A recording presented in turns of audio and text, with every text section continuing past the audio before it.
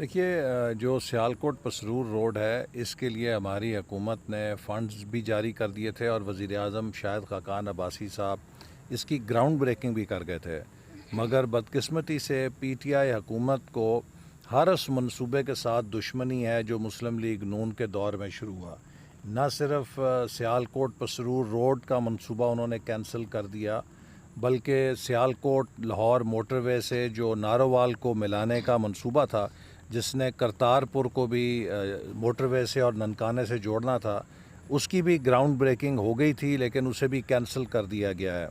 اور آپ دیکھیے کہ 17 ارب روپیہ کرتارپور کے پروجیکٹ پہ لگایا ہے، لیکن اس کے لیے جو راستہ بننا تھا، جو کہ بین الاقوامی جو ٹورسٹ ہیں ان کو وہاں پر لے کے جاتا، اس کو منسوخ کر دیا ہے۔ اور یہی حال اس وقت پورے ملک کے اندر ہے، اور بالخصوص پنجاب میں جو انفراسٹرکچر ہے اسے تباہ اور برباد کر دیا گیا ہے۔ سڑکوں کو نظر انداز کیا گیا ہے، ان کی مینٹننس نہیں کی گئی۔ اب آنے والی جو بھی حکومت ہوگی اسے کئی سو ارب روپے لگانے پڑیں گے اس انفراسٹرکچر کی بحالی کے لیے، جسے پی ٹی آئی نے اپنے دورے یہ ہے کہ میں سوال پوچھنا چاہتا ہوں وزیر اعظم صاحب سے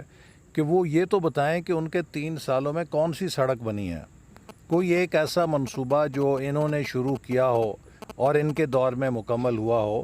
جتنے منصوبے مکمل ہوئے ہیں یہ سب وہ ہیں جو مسلم لیگ نون کے دور حکومت میں شروع ہوئے تھے، تو یہ ہمارے منصوبوں پر اب تختیاں لگا کے کریڈٹ لینے کی کوشش کر رہے ہیں۔ دوسری بات یہ کہ ہمارے دور میں جتنی موٹر ویز اور ہائی ویز بڑی بنی، وہ یا تو چین نے براہ راست سی پیک کے تحت بنائیں،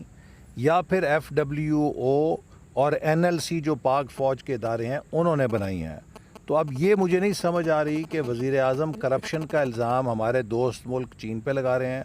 یا ہمارے قومی ادارے پاک فوج پہ لگا رہے ہیں۔ چونکہ انہوں نے یہ سڑکیں بنائی ہیں تو ان دونوں میں سے ان کے خیال میں کس نے کرپشن کی ہے، اگر یہ بھی قوم کو بتا دیں تو پھر بات پوری سمجھ میں آ جائے گی۔ مسلم لیگ نون کے اندر چاہے 2 بیانیے ہوں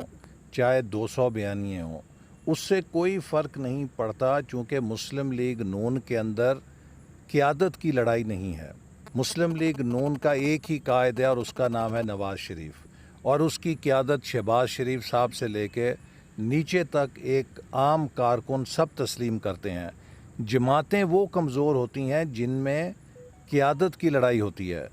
بیانیے کی لڑائی سے جماعتیں کمزور نہیں مضبوط ہوتی ہیں، چونکہ اس سے ان کے اندر جمہوری کلچر فروغ پاتا ہے، اس سے ان کے اندر نئے خیالات ابھرتے ہیں۔ تو بیانیوں کی لڑائی سے کبھی جماعت کمزور نہیں ہوتی، جماعت قیادت کی لڑائی سے کمزور ہوتی ہے، اور مسلم لیگ نون میں قیادت کی کسی قسم کی کوئی نہ لڑائی ہے، نہ اس کے اندر کوئی کسی قسم کا مغالطہ ہے۔ ایک ہی قائد ہے، اس کا نام نواز شریف ہے۔ بس ٹھیک ہے جی۔